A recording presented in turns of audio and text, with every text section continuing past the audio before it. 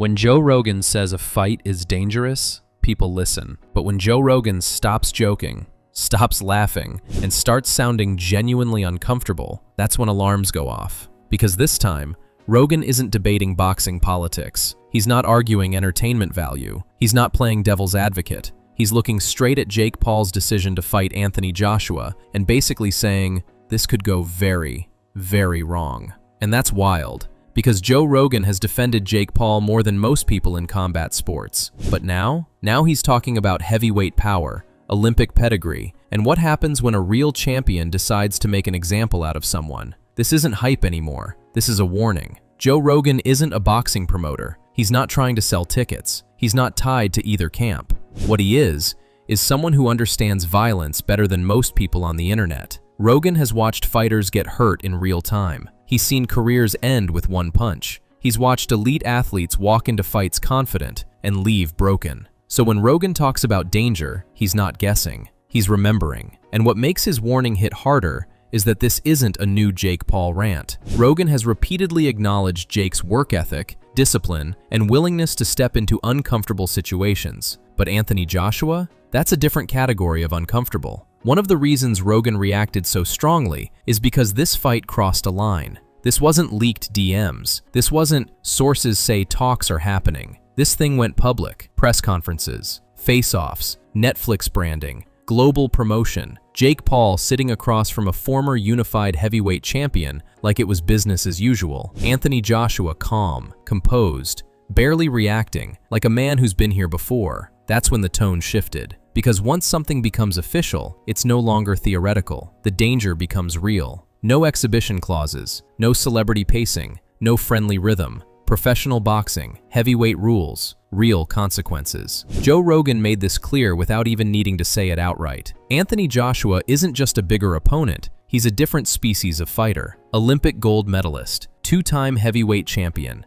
a man who has spent over a decade fighting elite-level heavyweights. This isn't someone learning on the job. This isn't someone finding their confidence. Joshua has already lived through wars. He knows how to hurt people, and he knows exactly when to do it. Rogan understands that kind of experience doesn't fade, it sharpens. One moment Joe Rogan kept circling back to was what Joshua did to Francis Ngannou. Ngannou isn't small, he isn't fragile, he isn't inexperienced in combat, and Joshua put him down violently. Rogan's point wasn't disrespecting Ngannou, it was contextualizing power. If that's what happens when Joshua lands clean on a dangerous heavyweight, what happens when he lands on Jake Paul? That's where Rogan's tone changed from analysis to concern. This isn't about ego, it's about physics. Jake Paul walks around under 200 pounds. Anthony Joshua competes comfortably near 250. That gap doesn't disappear because of training camps or confidence. Heavyweight punches don't feel like other punches. They shut systems down. They don't accumulate, they end things. Rogan knows that once a heavyweight connects clean, reaction time disappears. There's no learning curve in that moment. There's no adjustment. There's just impact. Rogan hinted at something deeper than just skill, pride. Anthony Joshua is a champion who's already been questioned, doubted, and criticized after losses. When someone like Jake Paul calls him out publicly, that doesn't feel like promotion, it feels like disrespect. Rogan believes Joshua wouldn't coast. He wouldn't entertain. He wouldn't play along. He would want to shut the door. And historically, when elite fighters feel that way, the result is never gentle. Jake Paul's biggest weapon has always been belief. Belief carried him through influencer fights. Belief carried him through MMA opponents. Belief carried him through pressure moments. But Rogan made it clear, belief doesn't protect your chin. Jake has never been hit by someone with Joshua's timing, weight transfer, and finishing instinct. This isn't about heart, it's about tolerance for force. And that's where Rogan sees the risk. Jake has always controlled the environment. Opponent selection, weight discussions, narrative framing. This time, the environment is hostile. Heavyweight boxing doesn't bend to branding. It doesn't slow down for storylines. It doesn't care about momentum. Rogan understands that once Jake steps in there, the fight belongs to Joshua, not the internet. Another layer Rogan hinted at is visibility. This isn't hardcore boxing fans only. This is mainstream audiences watching live. If something goes wrong, it won't be forgotten. It won't be clipped away. It'll live forever. And Rogan knows how unforgiving public memory can be when combat sports cross into real harm. Rogan isn't alone. Boxers, MMA fighters, analysts, the tone across combat sports is changing.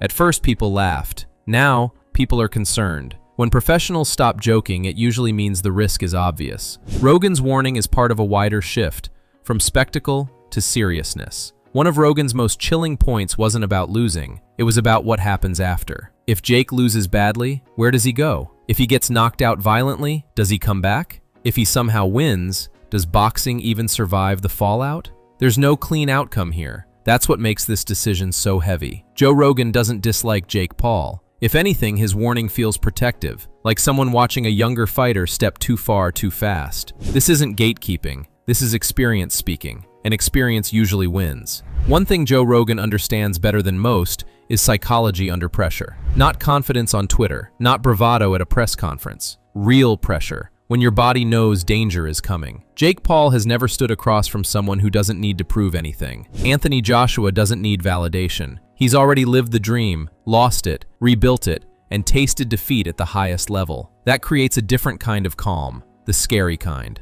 Rogan knows that when a fighter like that walks forward, there's no hesitation, no adrenaline dump, no nerves, just execution. And when that psychological weight hits someone who's used to controlling the narrative, it can crack composure faster than a punch. Joe Rogan often says the same thing about heavyweight fights. There's no margin for error. At lighter weights, you can recover. You can make mistakes. You can eat shots and adjust. At heavyweight, one mistake changes everything. Anthony Joshua doesn't need combinations. He doesn't need volume. He needs timing. Rogan has watched heavyweights end fights with shots that looked routine on camera but felt like car crashes in the ring. And Jake Paul, no matter how well he's trained, has never absorbed that level of force. That's not disrespect. That's reality. This is where Rogan separates discipline from destiny. Jake Paul trains hard. Nobody debates that anymore. He spars, he studies, he commits. But Rogan understands something simple. You can't train your skull to be heavier. You can't condition your nervous system for something it's never experienced. Joshua has thrown punches at men who outweigh Jake by 40 pounds. Men who grew up in boxing gyms. Men who knew exactly what was coming and still got hurt. Rogan isn't questioning Jake's work ethic. He's questioning biology. One of Rogan's most chilling points is intent. Anthony Joshua isn't entering this fight to see what happens. Rogan believes Joshua would see this as a message fight, a message to influencers, a message to promoters, a message to the sport. This is what happens when lines get crossed. When elite fighters feel that way, mercy disappears. The goal isn't winning, it's ending the conversation. And that's a dangerous place to be standing. Jake Paul has always been smarter than people give him credit for. He picks moments, he builds narratives, he stacks odds. But Joe Rogan sees this as the first time Jake can't outthink the problem. There's no clever pacing against a man who controls distance with a jab. There's no mental warfare against someone who's been booed, doubted, and knocked out on the world stage. Joshua has already lived through humiliation. That makes him immune to pressure tactics. Rogan has seen this story before. A fighter starts believing their own momentum. They trust past success. They assume adaptability will save them. And then they run into someone who doesn't adapt. They dominate. Rogan isn't saying Jake can't box. He's saying confidence doesn't equal safety. In heavyweight boxing, confidence can actually get you hurt faster. Here's another key Rogan insight. Anthony Joshua's legacy doesn't change here. Win? Expected. Lose? Catastrophic. That imbalance creates danger. Because when someone has nothing to gain but pride, they fight brutally. Joshua isn't chasing belts here. He's defending identity. And Rogan knows those fights end violently. Joe Rogan briefly touched on something that made everyone uncomfortable. What if Jake Paul gets hurt badly? Not embarrassed, not stopped, hurt. Rogan has watched fighters never return the same after one heavyweight knockout. Reaction time slows, confidence fractures, careers quietly fade.